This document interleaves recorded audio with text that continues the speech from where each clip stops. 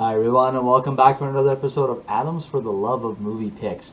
I apologize for no video last week there, folks. It's been a busy couple of weeks for me. I wasn't even sure if I was going to do one tonight, but I figured since it's the last day before Halloween, and last chance to do a video before Halloween, I figured I would make sure I did one tonight for you folks. And have I got a good one for you? Seeing as it's Halloween, I'm going to recommend the 2019 movie Doctor Sleep, which is a sequel to the 1980 hit The Shining. And I gotta tell you, folks, my expectations going into this one, I wasn't sure what to make of this movie, just because of it'd been 39 years since The Shining had been made. There really, as far as I can tell, there was no actors from the original movie that were in this movie. Now, for various reasons, obviously, Jack Torrance's character had died off, plus Jack Nicholson hasn't been in acting for a while. You theoretically, I guess, could have used the kid, I forget what the kid's real name is, but the actor who played Dan Torrance as a kid in The Shining, you theoretically could have used him. For whatever reason, they didn't. They went with the seasoned actor and Ewan McGregor as Dan Torrance. You've also got Rebecca Ferguson as Rose the Hat, the main villain. Cliff Curtis plays Billy Freeman. I was just having a look if there's anybody else in this one that I recognized. Carl Strucken as Grandpa Flick. And I think that's pretty much the extent of the well-known actors in this one. But yeah, so for various reasons they didn't. I actually found out that the guy who plays Dan Torrance, he apparently had a minor role in this film. He played, like a cameo role that he's in the movie for all 30 seconds. Kind of seemed pointless to me, but regardless, I digress. So yeah, it was tough to make what I thought of this, but you know what? They did it in a way that I think it made sense.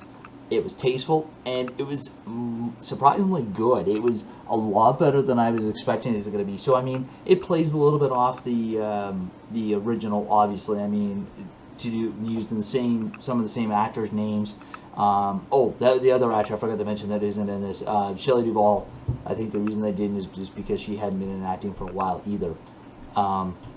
So that being said, I still think they did this very well, and it was definitely worth a watch. So the premise of this one obviously is Dan has the Shining, the special ability that he has, that he found out he has as a kid from the first movie, and comes to find out that there's he obviously being tormented from the events of what happened in the Overlook Hotel in the very first one. He has led a troubled life into adulthood, and basically, connects, through his shining ability with this very gifted girl, Abra. It also comes to find out from her that there are these people out there that feed off of other people with this shining ability. So it's quite disturbing, and they connect, and they've come to fight. But the other thing that I really liked about this movie, besides the way it was done, is the nostalgia factor. So it was kind of neat. So they kind of set up the beginning, without giving too much away, as to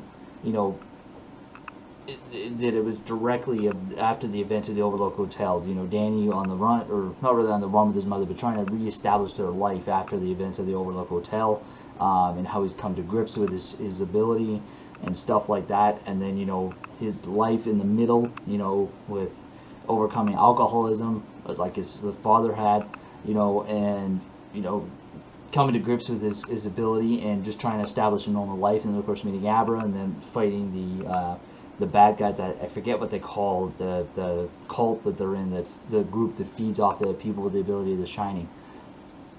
And then at the end is where it's really the nostalgia factor for me. I won't give too much away other than to say that they go back to the Overlook Hotel.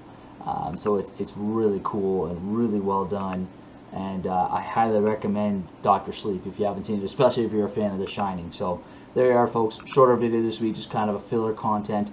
I'm just going to give you a forewarning, folks, with the holiday seasons coming up very shortly.